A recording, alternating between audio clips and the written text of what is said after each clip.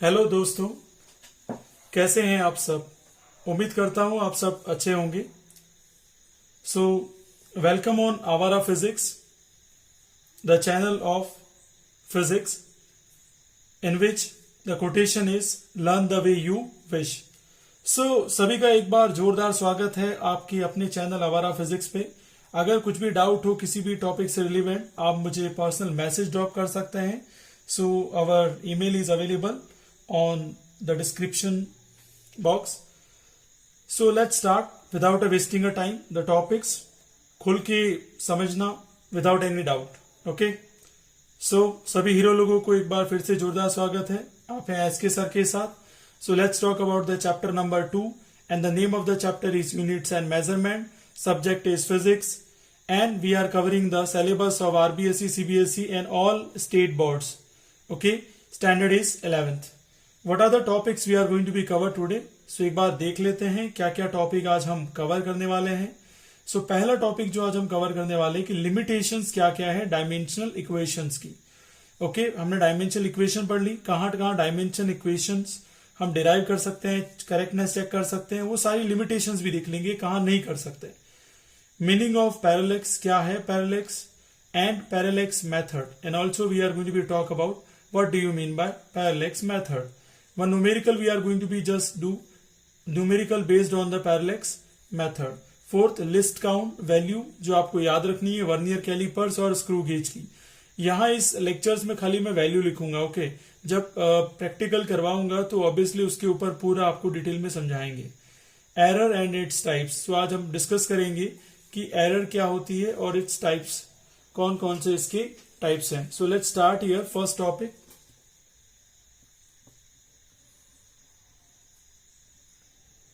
सो hero लोग, आज का टॉपिक है limitations of dimensional equation. Dimensional equation ये आज का टॉपिक है आपका। ठीक है, लिमिटेशंस ऑफ डायमेंशनल इक्वेशन अच्छे से समझिएगा। याद रखना यहाँ कुछ लिमिटेशंस है जो हमें याद रखना है। ठीक है, सबसे पहले लिमिटेशंस जो कि मोस्ट इंपॉर्टेंट है, it does not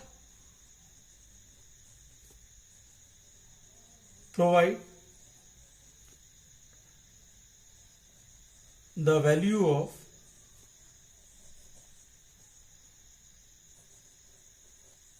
proportionality constant। इसका मतलब क्या वो समझना, ये क्या है कि किसी भी प्रोपोर्शनलिटी वैल्यू होती है जो प्रोपोर्शनल हटने के बाद जो कांस्टेंट आता है, जैसे आपने पढ़ा होगा Ohm's law, V proportional to क्या होता है I, और जैसे ही आप प्रोपोर्शनल हटाते हैं तो आप क्या लिखते हैं V is equals to IR। तो ये जो R है उसकी वैल्यू कभी भी कौन नहीं दे पाएगा आपका, डायमेंशनल इक्वेशन से इसकी वैल्यू निकाल पाना पॉसिबल नहीं है। ये एक उसका ड्रॉबैक है जिसे हमें समझना है यहाँ पे। Okay, so this is the first drawback. Second drawback क्या है उसकी बात कर लेते हैं। This method can not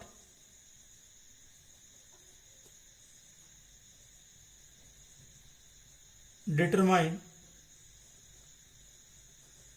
complex relation. ऐसे रिलेशन जो बहुत ही ज्यादा कॉम्प्लेक्स है उसको ये डिटरमाइन नहीं कर सकता। जैसे कोई 1/, में है, ठीक है, तो आप बोलेंगे क्या 1/, तो हीरो लोग यहाँ पे समझना 1/, का मतलब आपने मिरर फॉर्मूला पढ़ा होगा, 1/f is equals to 1/v plus क्या होता है 1/u। तो ऐसे कंपोजिट रिलेशन इससे नहीं निकाल सकते। कैसे रिलेशन निकाल सकते हैं, जो मल्टीप्लाई में हो, ठीक है, और मल्टीप्लाई से किस में आ जाए, डिवाइड में आ जाए, ऐसे तो कुछ नहीं निकाल सकते हैं। लेकिन ऐसे कंपोजिट रिलेशन जिसमें 1/f is equals to 1/v plus 1/u आए, ऐसे कंपोजिट रिलेशन निकालने का कोई तरीका नहीं है। किसको यूज करके, डायमेंशनल इक्वेशन को। ठीक है, एक तो ये तरीका याद रखिए, इसकी लिमिटेशंस याद रखना। थर्ड जो है, this method can not be use to derive relation that involves trigonometric function, exponential function. Okay, this method fails to determine. तो हीरो लोग किसको डिटरमाइन नहीं कर सकता? और कौन सा है चीज जिसको डिटरमाइन नहीं कर सकता? This method fails to determine what type of things? So it is fail to determine trigonometric function. Okay, fails to determine relations of trigonometric function. Trigonometric function, अब ये क्या बोला है? तो 10 में पढ़ा होगा trigonometric function, sine theta, cos theta, tan theta etcetera, ये आपने पढ़ा होगा। सेकेंड है एक्सपोनेंशियल,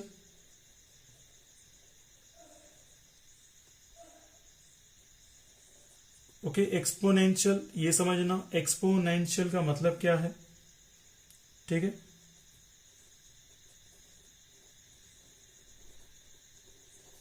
एक्सपोनेंशियल का मतलब है e की पावर x, e की power 2x, like this type of relation we can't able to determine by using dimensional equations. तो dimensional equation से इस टाइप के रिलेशन हम निकाल सकते नहीं है। एक तो ये चीज अच्छे से याद रखनी है हमने को, ठीक है। तो ये चीज समझ में आ गई एक्सपोनेंशियल्स। और क्या हो सकता है इसमें? लॉगरिथम फंक्शन, ये भी बता देता हूं। चलो, लॉगरिथमिक फंक्शन क्या है? लॉगरिथमिक फंक्शन हो सकता है आपको क्या दे दे? Log x square. तो ये भी हम इस मेथड से नहीं निकाल सकते। कौन से मेथड से? डायमेंशन इक्वेशन से इनके रिलेशन निकाल सकते नहीं है। Now the fourth limitation, this method fails to derive the relation where physical quantity depends on more than 3 physical quantities. So this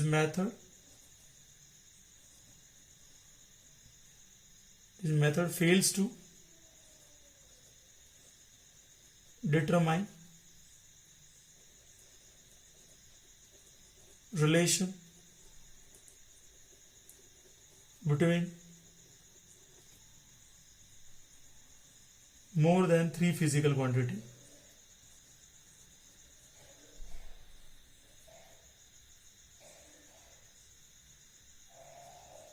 अगर 3 फिजिकल क्वांटिटी आ गई, ठीक है, या 3 से ज्यादा आ गई, 3 से ज्यादा आती ही मेथड फेल हो जाएगा, ठीक है, क्योंकि इतनी सारी पावर को सॉल्व नहीं कर पाए। क्योंकि इक्वेशन ही ऐसी बन जाएगी like a plus b plus c plus d is equal to something to, दूसरी इक्वेशन बन जाएगी। इस इक्वेशन को सॉल्व करना इतना कॉम्प्लेक्स हो जाएगा कि a b c d की वैल्यू निकालनी बहुत डिफिकल्ट हो जाएगा, ठीक है। जैसे हमने वहां पे निकाली थी t proportional to root l upon g, तो यहाँ तो 2 फिजिकल क्वांटिटी थी, ठीक है। मेरा जो पुराना लेक्चर से आप देख सकते हैं उसमें समझ में आ जाएगा आपको।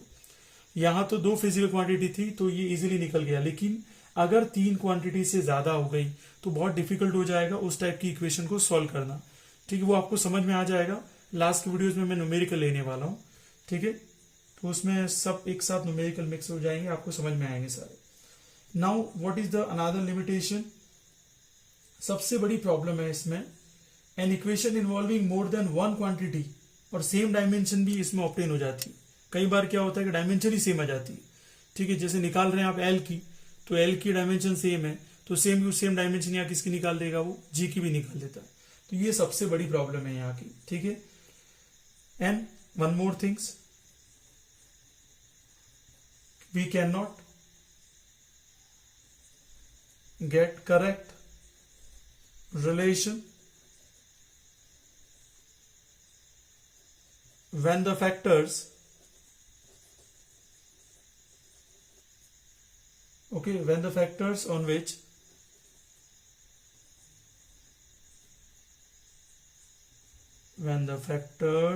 on which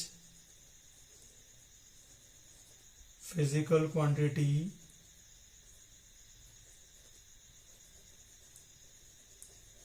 depends are not known.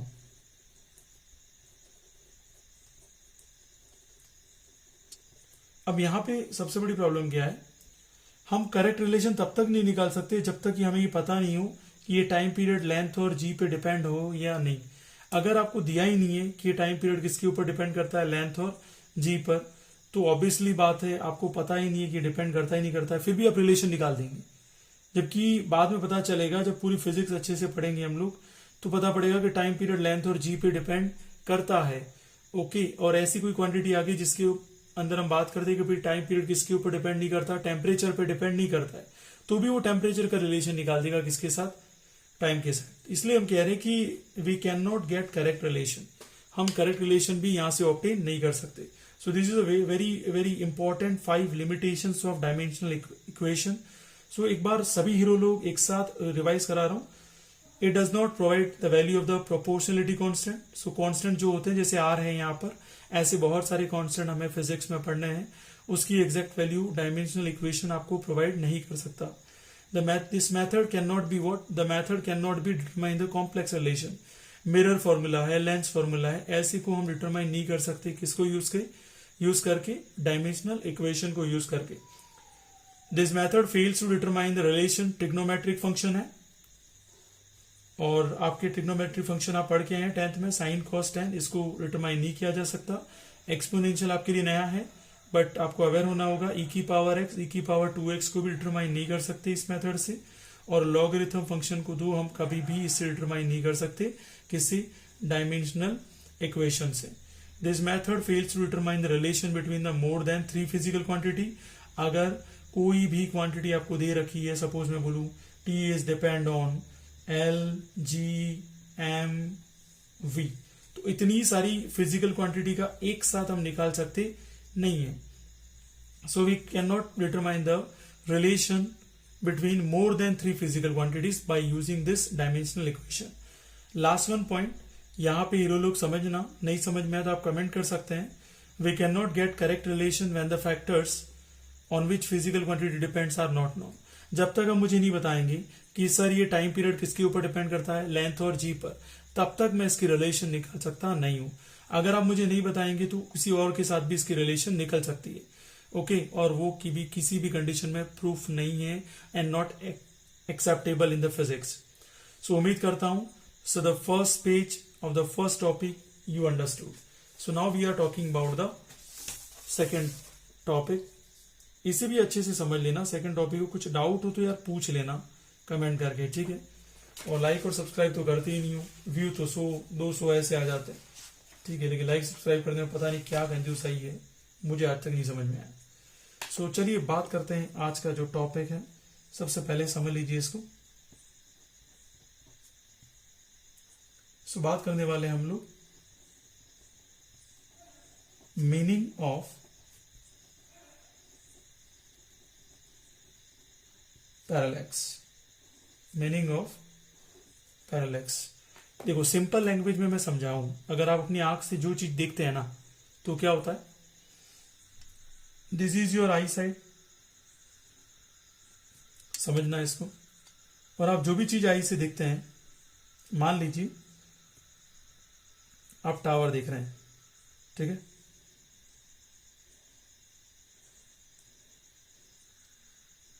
you are watching one tower. Now see that जैसे आप आई से देखते हैं टॉप साइड, लेट्स सी, और लेट्स सपोज डिस्टेंस क्या है, x है। Let's see bottom side, bottom side पे भी देखते हैं तो डिस्टेंस क्या होती है, x। तो पैरेलैक्स क्यों बोला हमने इसको, पैरेलैक्स के लिए बोला कि दो एक्सिस किसी की भी आई साइड से अगर हम देखते हैं एक आंख बंद करके, ठीक है, after closing one eye you will see and you will watch this tower, what actually happen, either left eye or right eye, जो भी आपको आंख पसंद है, लेफ्ट वाली खुली रखनी है, राइट वाली बंद रखनी है, राइट वाली खुली रखनी है, लेफ्ट वाली बंद करनी है, it is your choice. Okay, हम फिजिक्स में यहाँ पढ़ रहे हैं पैरेलैक्स, पैरेलल कोई नहीं है, पैरेलैक्स है। पैरेलैक्स का मतलब इक्वल एक्सिस, इक्वल एक्सिस, यहाँ की वैल्यू भी x होगी, यहाँ की वैल्यू भी x होगी, means distance to see the bottom side of the tower and top side of the tower is always equal from the eye side. okay, equal है, ये चीज बहुत इंपॉर्टेंट है। और ये आपका क्या हो गया, ऑब्जेक्ट, क्या हो गया, ये ऑब्जेक्ट हो गया। So understood what actually the meaning of the parallax. लेकिन मुझे पता है आप बोलोगे सर लिख दो सर, क्योंकि आपको तो नोट्स चाहिए। लेकिन हर चीज याद रखना कि यहाँ पे सबसे इंपॉर्टेंट है कि आप चीजों को समझें, क्योंकि ये 10th नहीं, ये 11th है। 11th में आपको समझना होगा, ठीक है, हर चीज को बहुत ही माइन्यूटली समझना होगा, ठीक है। सो समझ लेते हैं। if we put, okay, one object in front of, रखा ही in front of our eyes, we see that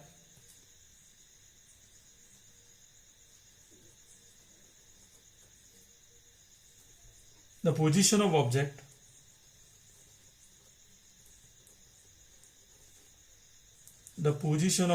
बहुत ही फर्जी है, कोई क्रिटिकल कंडीशन नहीं है जिसमें समझ में ही नहीं आए, ठीक है। ऐसा मत समझना कुछ समझ में नहीं आए तो बोले क्या, कमेंट करना यार, समझाऊंगा अच्छे से, ठीक है। The object relative to the bottom and top are at equal distance, तो ये अपने को मीनिंग समझ में आ गया, ये तो मीनिंग था, ठीक है। अब हम बात कर रहे हैं नेक्स्ट, मीनिंग समझ में आ गया। हीरो लोग, ऐसा टॉपिक कुछ भी होगा नहीं आपको समझ में नहीं आया, अपनी आंख से देख रहे हो, सीधी सी बात है। आंख ऐसी होती है, यूं करके स्ट्रक्चर बनाते हैं, ये ऐसे ऐसे कर दिया, फिर ये आइज बना दिया आपने, ठीक है सर बहुत अच्छी लग रही है आइज, इससे कोई मतलब ही नहीं है। यहाँ एक ऑब्जेक्ट खड़ा है तो आप टॉप साइड और बॉटम साइड, ये भी एक्स होगी, ये भी एक्स होगी, तो इक्वल एक्सिस की वजह से इसका मीनिंग क्या हुआ, पैरेलैक्स। क्या हुआ, पैरेलैक्स, ठीक है। The axis at equal distance, ये चीज समझनी होगी, अगर ये समझ में आ जाता तो कोई दिक्कत वाली बात ही नहीं है, ठीक है। So what is the parallax, इसका मीनिंग समझ में आ गया।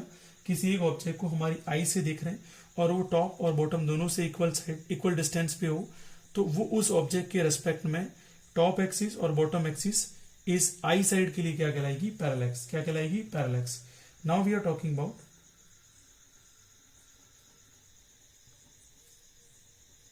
Parallax method. What actually meaning of the parallax method, अच्छे से समझना, कोई डाउट है तो बोल देना मुझे। मान लो ये पी पॉइंट है, यहां से आप किसी ऑब्जेक्ट को देख रहे हो टॉप साइड और बॉटम साइड, और ये आपका ऑब्जेक्ट है, ठीक है। इस ऑब्जेक्ट की जो आपकी डिस्टेंस है मान लेते हैं कितनी है, बी, और इसकी मान लेते हैं आप कितनी है, एक्स, तो इसकी भी कितनी होगी भाई, एक्स ही तो होगी यार, ये तो पैरेलैक्स, इसका नाम ही क्यों रखेंगे भाई। और अपनी जो आईज है वो इतने डिग्री एंगल से बना रही है, दोनों के बीच में टॉप और बॉटम एंगल कितना बना रही है, थीटा एंगल बना रही है। तो अब यहां ये समझना होगा what actually the formula of the parallax. तो पैरेलैक्स का फॉर्मूला क्या हो जाएगा, as you know that theta is equals to, formula क्या होता है, लेंथ ऑफ आर्क, हमेशा ध्यान रखना ही। Now you are in 11th, कुछ बेसिक फॉर्मूले समझा रहा हूं। एंड रेडियस, देखो इसको अगर सर्कुलर कंसिडर करोगे ना, ऐसे ऐसे ये पूरा सर्कल बन जाएगा, क्या बन जाएगा, सर्कल, ठीक है। तो यहां याद रखना ये है रेडियस, क्या है ये, रेडियस, इसको नाम देता हूं कैपिटल एल, कैपिटल आर, ठीक है। तो यहां हमें फॉर्मूला निकालना है किसका, पैरेलैक्स मेथड से थीटा का वैल्यू निकालना है। तो थीटा का वैल्यू निकालेंगे तो लेंथ ऑफ आर्क कितना है, बी है, ये रही लेंथ ऑफ आर्क, ठीक है। स्ट्रेट लाइन ले ली है मैंने, ये बी है, और रेडियस कितना है यहाँ पर, एक्स है, ठीक है। और यहाँ पे थीटा आ गया, तो थीटा इज इक्वल टू क्या हो गया, बी ओपन एक्स। तो एक्स भी अगर निकालना है मुझे, डिस्टेंस निकालनी है कि आई से लगाकर ऑब्जेक्ट की टॉप साइड से डिस्टेंस कितनी है, तो कोई दिक्कत नहीं है यार, बी इज इक्वल टू क्या कर दोगे, थीटा, ठीक है। अब आप बोल रहे हो सर थीटा ही करेंगे, अरे भाई कंडीशन बता रहा हूँ, थोड़ा वेट तो कर सकते हो, ठीक है। हो सकता है यहाँ पर चेंजेस क्या है वो आपको समझ में नहीं आए, तो मैं समझा देता हूँ। हो सकता है परपेंडिकुलर और बेस का रिलेशन मिल जाए, तो आप क्या लगा दोगे, टेन थीटा। हो सकता है आपको रिलेशन मिल जाए परपेंडिकुलर ओपन हाइपोटेन्यूज, तो आप रिलेशन क्या निकाल दो, साइन थीटा। और ये भी हो सकता है कि आपको बेस और हाइपोटेन्यूज का रिलेशन मिल जाए, तो आप थीटा की जगह क्या लगा दोगे, कॉस थीटा भी लगा सकते हो। So hopefully you understood this. अब डेफिनेशन समझ लेते हैं, ठीक है। अगर डेफिनेशन समझ में आ जाती है तो बहुत बड़ी बात है, ठीक है। और नहीं समझ में आती है तो पूरी कोशिश करूंगा आपको समझ में आ जाए, ठीक है। Let's see, when an object, I am writing here, when an object is seen by closing our right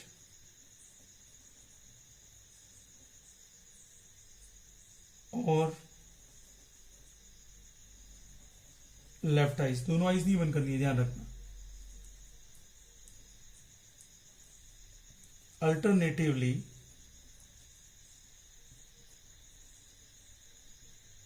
there is a shift in position,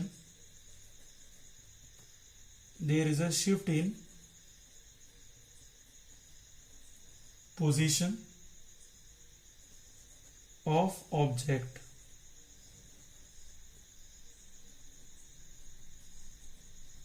with respect to the background.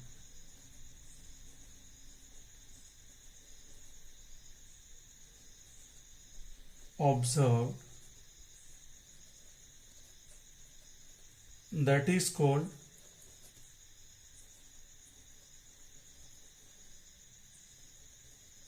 parallax.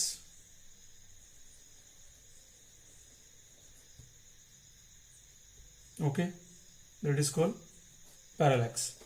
देखो अपनी आईज क्लोज करो अभी की अभी, ठीक है. Left वाली close करो, फिर राइट वाली क्लोज करो. किसी ऑब्जेक्ट को देखो, आपको पता चलेगा वो ऑब्जेक्ट शिफ्ट हो रहा है, उसका बैकग्राउंड शिफ्ट हो रहा है, ठीक है. पहले वो लेफ्ट में लग रहा था, फिर वो राइट में जा रहा है. तो ये सिचुएशन चेंज क्यों आ रही है? क्योंकि लेफ्ट से देखा तो वो आपका क्या हुआ, टॉप. इधर से देखा तो क्या हुआ, राइट. तो दोनों में इक्वल डिस्टेंस का वेरिएशन आएगा, मतलब टॉप भी एक्स पे आएगा और नीचे भी क्या आएगा, एक्स पे आएगा. तो जितना भी दोनों के बीच में एंगल आएगा वो कितना आएगा, थीटा आएगा, ठीक है.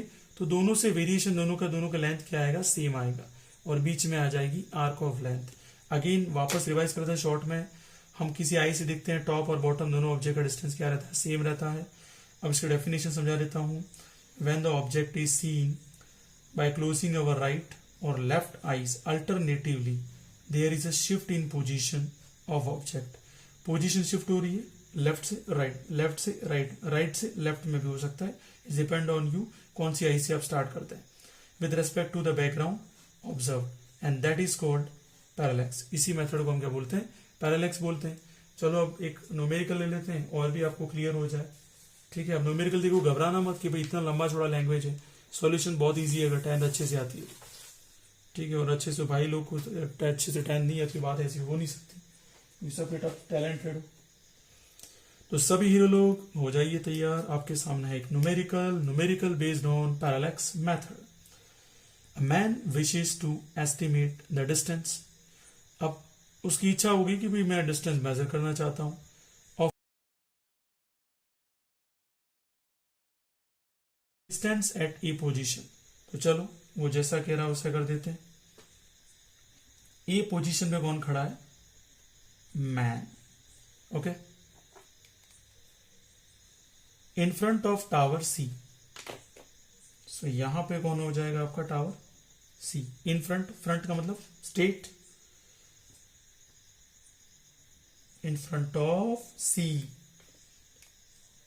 Spotted a very distant object O in the line with AC.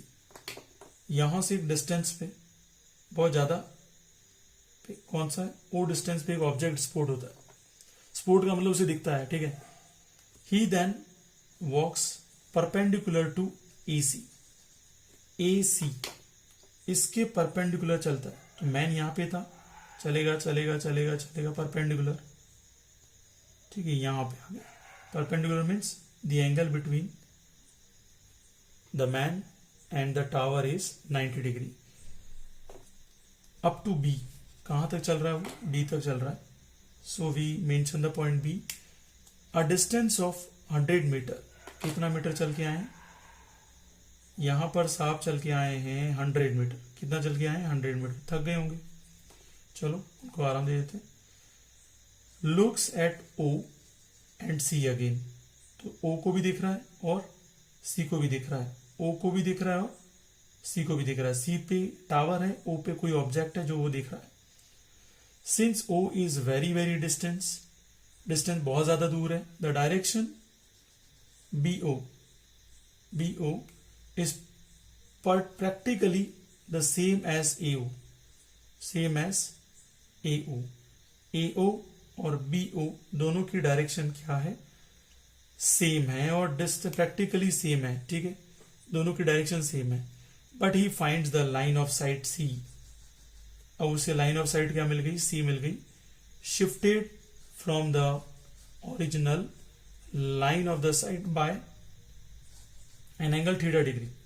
Left eyes बंद की, राइट आइज ओपन रखी, राइट आइज बंद की, लेफ्ट आइज क्लोज की, तो उसे शिफ्ट मिली, कितनी शिफ्ट मिली, 40 डिग्री, ठीक है. और इसी को हम क्या बोलते हैं, पैरेलैक्स. क्या बोलते हैं, parallax. Estimate the distance of the tower. किसकी डिस्टेंस निकालनी है, टावर की. सो रिमेंबर ऑलवेज, ठीक है, डिस्टेंस ऑफ टावर, किसकी डिस्टेंस निकालनी है, टावर की, ठीक है. फ्रॉम द ओरिजिनल पोजिशन ए, कहां से निकालनी, ए से निकालनी.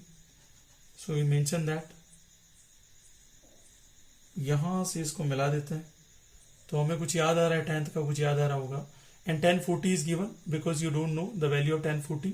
सो 0.8391, 0.8391. अब तुम्हारा दिमाग कह रहा होगा कैसे निकालें सर. सो कुछ याद करो यार. अब यहां से पैरेलैक्स लग जाएगा तो ये एंगल कितना हो गया, थीटा, क्योंकि वो देख किसको हो रहा है, ए से बी पे चला गया तो शिफ्ट हुआ. शिफ्ट कितने का हुआ, यहाँ पर 100 मीटर का हुआ, और यहां से एंगल थीटा बन रहा है, ठीक है, कितना बन रहा है, थीटा. तो थीटा शिफ्ट मिली उसको ए से लगाकर बी के बीच में, तो वो एंगल मैंने क्या ड्रॉ कर दिया, थीटा. अब थोड़ा सा ध्यान लगाएं, तो ये जहां एंगल बनता है वो क्या कहलाता है, बेस. ये बेस हो गया, ये हाइपोटेनियस हो गया, ठीक है, और ये क्या हो गया, परपेंडिकुलर. कुछ याद अगर आए 10th का कॉन्सेप्ट, तो यहाँ कुछ पता चल रहा है, परपेंडिकुलर गिवन है और बेस निकालना है. तो परपेंडिकुलर और बेस में रिलेशन देने वाली ट्रिग्नोमेट्रिक फंक्शन कौन सी है या कौन सा है, तो वो है tan theta. tan theta is equals to क्या होता है, परपेंडिकुलर अपॉन बेस. सीधा सा यार, कोई डिफिकल्ट नहीं है. सो tan थीटा का, tan थीटा मुझे निकालना है क्या है, बेस निकालना है. क्या निकालना है, बेस. तो बेस इधर आ जाएगा और यहां आ जाएगा p अपॉन tan थीटा, ठीक है. Very simple. p की वैल्यू कितनी है, 100 है, और tan थीटा की वैल्यू कितनी है, 40 है. अब यहाँ पे हम कैलकुलेशन भी कर लेंगे आसान तरीके से. tan 40 की वैल्यू कितनी है, 0.8391. पॉइंट हटाएंगे तो इतना कितना आ जाएगा, 10 की power 4.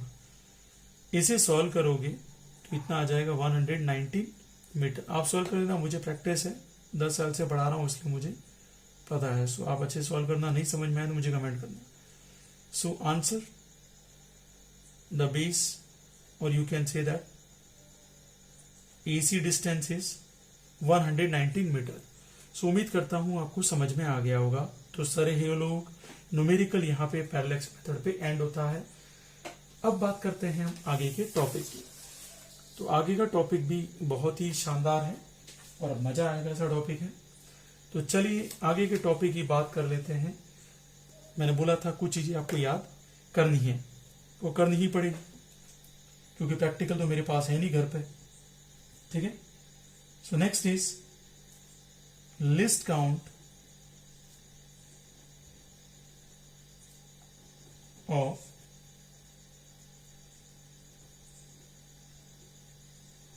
Vernier callipers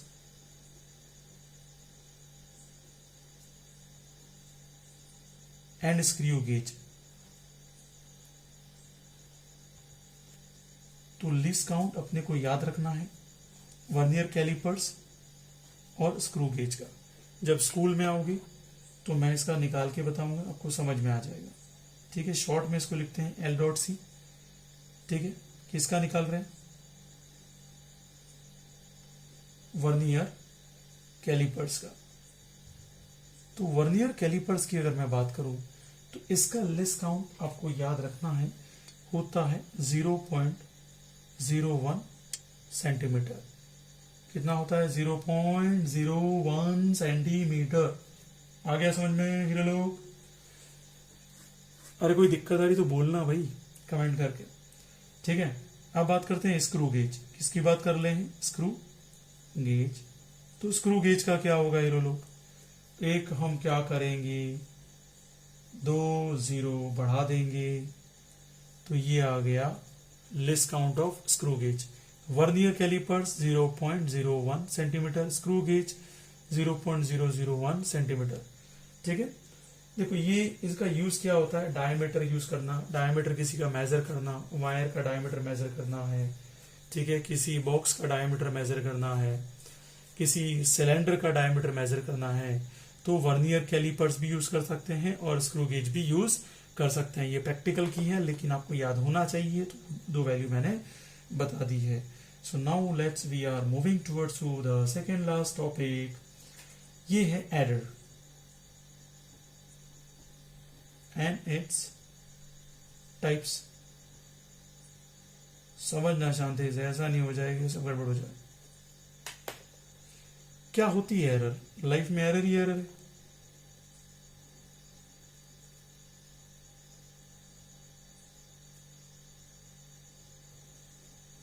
during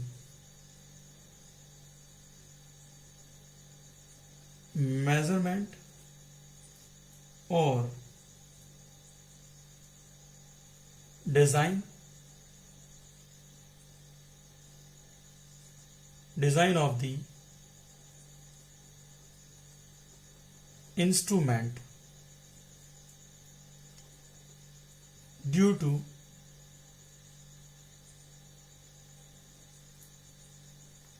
some factors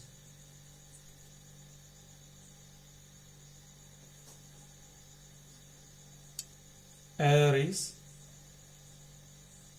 occur। so error है क्या? Error is the mistake. Error is the mistake. When this mistake is occur during the measurement, if you are measuring the instrument, if you designing the instrument, okay, so due to some factors this error is coming, and this type of error is what? This type of mistake is called error. Okay, so I can say that here also the good word is mistake. We can say that mistake during measurement design of the instrument, due to some factors mistake is occur, and this mistake is called error. Now we are talking about types of error. Okay, there are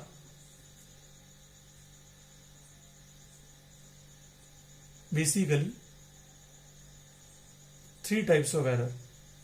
How many types of error? Three types of error.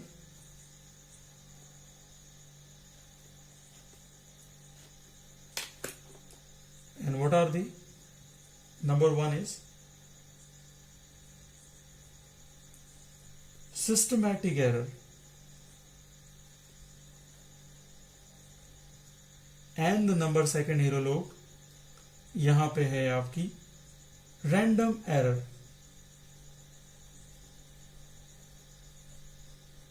And number third is gross error. Okay, so there are basically three types of error. Number one is systematic error, random error and gross error. So this is very important. Hopefully यहां तक कुछ समझ में आया होगा। सबसे पहले ले रहा हूं मैं systematic error.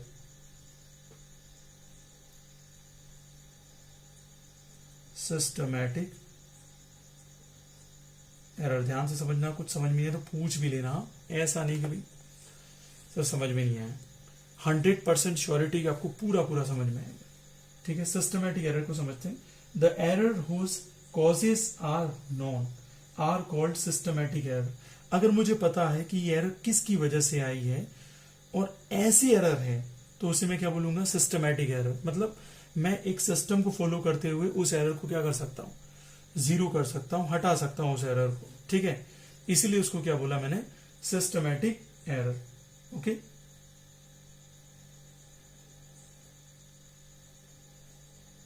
The error whose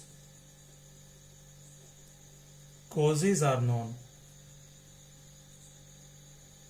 the error whose causes are known,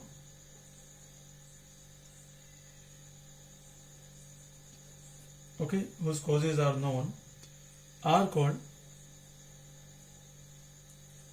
systematic error. तो यहां ध्यान रखना, इंपॉर्टेंट पॉइंट क्या है, कॉजेज आर नोन। तो शॉर्ट में समझा सकते हो सर, जिसकी कॉजेज पता होगा सर मुझे, तो वो क्या होगा, सिस्टमैटिक एरर हो जाएगी। कौन सी एरर हो जाएगी, सिस्टमैटिक। ठीक है, तो यहां तक ये समझ में आया होगा। अब आती किस किस वजह से सर, वो भी बता दो, मैं बता देता हूं। चलो, एक तो आती है ड्यू टू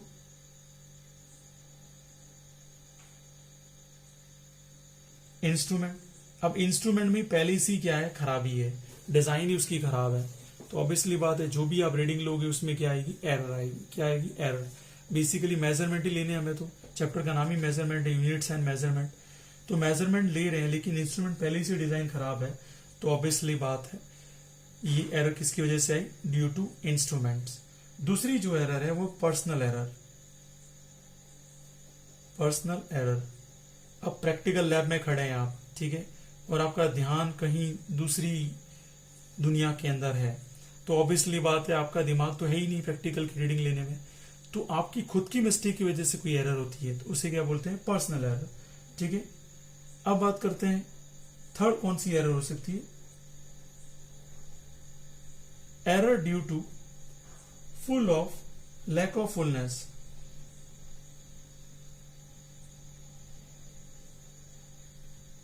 ठीक है, अब यहां क्या है, एक ऐसी एरर जिसके मुझे कॉजेज भी पता है लेकिन मैं उसको क्या नहीं कर सकता, रिमूव नहीं कर सकता। क्या नहीं कर सकता, रिमूव नहीं कर सकता। उसे बोलते हैं लैक ऑफ फुलनेस।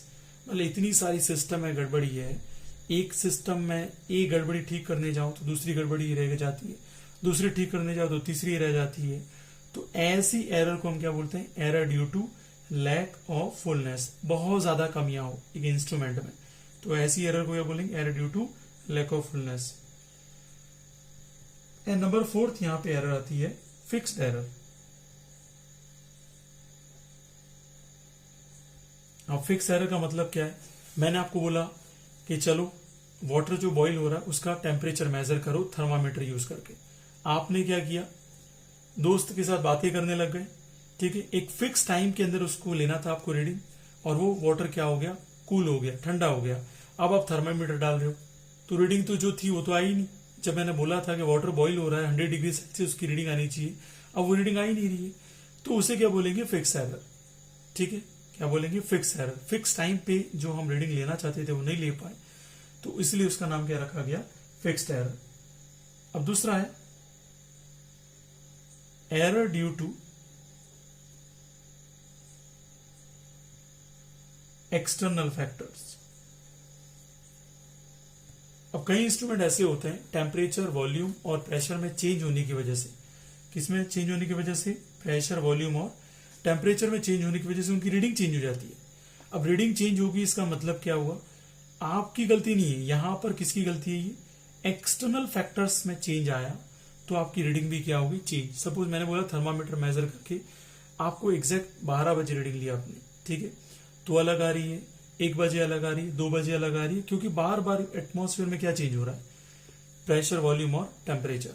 तो सभी हीरो लोगों को ये समझ में आ गया होगा सिस्टमेटिक एरर क्या है। सिस्टमेटिक एरर वो एरर होती है सर जिसके अंदर मुझे कॉजेज पहले से ही पता है कि एरर किसकी वजह से आई है। ठीक है, तो पहली एरर समझ में आ गई। अब कौन कौन सी किस किस वजह से आती है एरर, इंस्ट्रूमेंट में गड़बड़ी हो, खुद का ध्यान नहीं हो, error due to the lack of fullness, पता है बहुत सारी एरर है जिसकी वजह से उसको इंप्रूव नहीं कर पा रहे, किसी फिक्स मोमेंट में रीडिंग लेनी थी वो नहीं ले पाए, error due to the external factors, pressure, volume और टेम्परेचर में चेंज होने की वजह से एरर आ रही है, तो उसे क्या बोलेंगे, error due to the external factors. तो अब बात कर रहे हैं लास्ट, ठीक है, पेज पे, और लास्ट टॉपिक जो आपको समझ में आ जाएगा, नहीं आए तो पूरी कोशिश है मैं कि आपको आएगा ही, ठीक है, बिकॉज आप हैं एस के सर के साथ। तो चलिए अब बात करते हैं रैंडम एरर।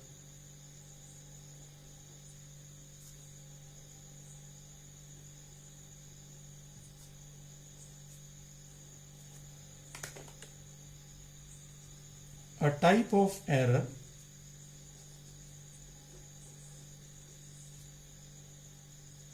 in which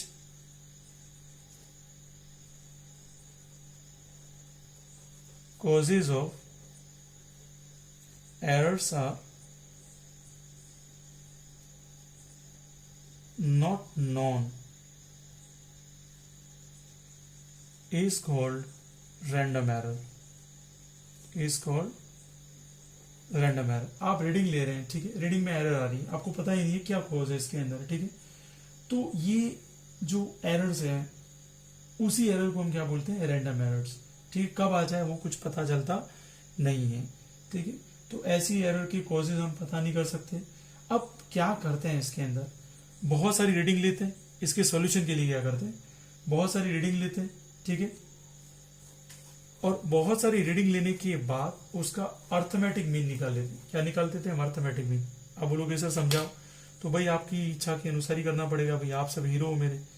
तो A1, A2, A3 ऐसे ऐसे आपने रीडिंग क्या ले ली, AN तक रीडिंग ले ली, ठीक है। तो मैं क्या करूंगा, इसका मीन निकाल दूंगा, ठीक है। इसे बोलते हैं ए मीन। क्या बोलते हैं, ए मीन। ए मीन का मतलब कितनी एरर है, तो A1 plus A2 plus A3 so on plus कितना हो जाएगा इधर, AN हो जाएगा।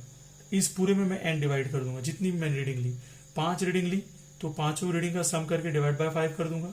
10 रीडिंग ली, 10 रीडिंग का सम करके 10 से डिवाइड कर दूंगा, ठीक है। तो रैंडम एरर आपको समझ में आई होगी, ठीक है। तो इसका सॉल्यूशन क्या है, आप मीन ले लीजिए। क्या ले लीजिए, मीन। इसे बोलते हैं अर्थमेटिक मीन। याद रखना क्या बोलते हैं इसे, अर्थमेटिक मीन। सो आप मीन कैसे लेंगे, जितनी एरर्स लिए उन सब एरर का सम कर दो, सम करने के बाद जितनी रीडिंग्स लिए उन रीडिंग्स का सबका सम कर दो, सम करने के बाद जितनी रीडिंग्स लिए उससे डिवाइड कर दो, ठीक है। 4 रीडिंग 4 से डिवाइड कर दिया। सो आज का लास्ट टॉपिक समझ लेते हैं, gross error.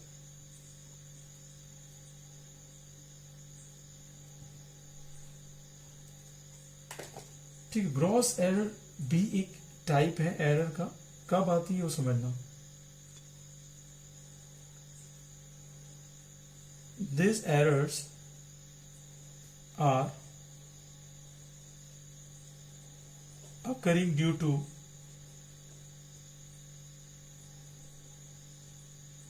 carelessness of the observer while performing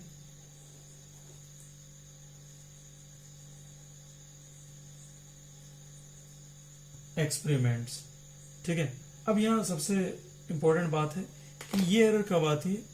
आपको बोला कि आप रीडिंग लीजिए स्क्रू गेज की, और आप रीडिंग ले रहे हैं और ऑब्जर्व भी कर रहे हैं। ऑब्जर्व करते टाइम आपको क्या हो गया, किसी ने बुला लिया, ठीक है। तो आपने जल्दी के जल्दी चक्कर में क्या कर दी, जो रीडिंग थी उसे गलत लिख ली, ठीक है। या एक्सपेरिमेंट आपने गलत परफॉर्म किया, तो रीडिंग ही क्या हो जाएगी, रॉन्ग आ जाएगी। और ये रीडिंग रॉन्ग क्यों आई है, हीरो लोग, आपकी गलती की वजह से, केयरलेसनेस की वजह से। तो ऐसी एरर को हम क्या बोलेंगे, ग्रॉस एरर। अब इसकी भी कॉजेज हैं जो हमें पता होते हैं, ठीक है। कॉजेज आर नो, क्या क्या कॉजेज हो सकते हैं। आप क्या ले रहे हैं, रीडिंग ले रहे हैं, reading of instrument without set up it properly। Instrument को प्रॉपरली सेट ही नहीं किया है और आप रीडिंग ले रहे हैं, तो ऑब्वियसली बात रीडिंग क्या होगी, रॉन्ग ही आएगी, सही तो नहीं आएगी, ठीक है। क्या पता आप सही ले आओ भगवान का जादू करके। दूसरा है टेकिंग ऑब्जर्वेशन रॉन्गली। ऑब्जर्वेशन ले रहे हो वो भी गलत ले रहे हो, तो ये फैक्टर हो सकता है, ठीक है। अब यूज कर रहे हो, using wrong values for calculation. आप कैसे बोल सकते हो सर, मैंने कहा पाई की वैल्यू आपको कितनी लेनी है, 22/7, और आप पाई की वैल्यू कितनी ले रही हो, 3.1428। अब दोनों में अलग अलग आंसर्स आएंगे। क्यों आएंगे, क्योंकि आप इंटीजर ले रहे हो और ये क्या ले रहे हो, आप डेसिमल ले रहे हो। तो दोनों के आंसर में वेरिएशंस आ गया, तो using wrong values for calculations में आ जाएगा ये। सो यहाँ पे उम्मीद करता हूं कि सभी स्टूडेंट्स, मेरे दोस्त, ठीक है, और मेरे फ्रेंड्स सभी को आपको समझ में आ गया होगा।